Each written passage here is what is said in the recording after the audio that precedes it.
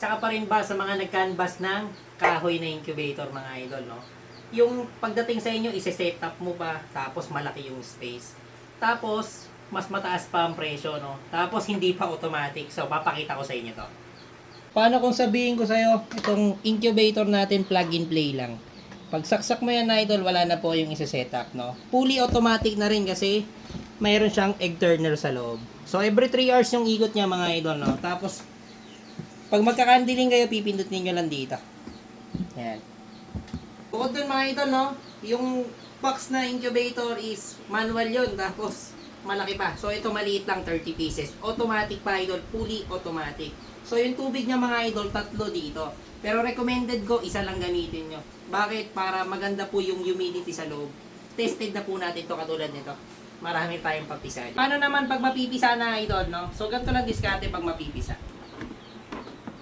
Remove nyo to mga idol, no? Para mag-stop yung turning niya. Tapos, ilabas nyo lang tong wire.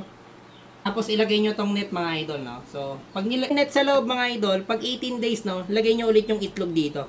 Yan. Ganito na itsura niya sa ilalim. So, ready na po yan hanggang 21 days para mapisa siya. So, paano naman pag nag-brownout? Yun kasi yung kadalasan natin problema. Idol, paano pag nag-brownout? So, ganito lang yan.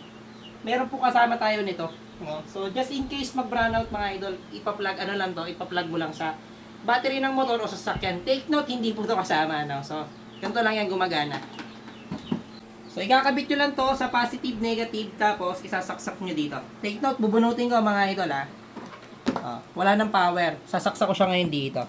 Gumagana na ulit.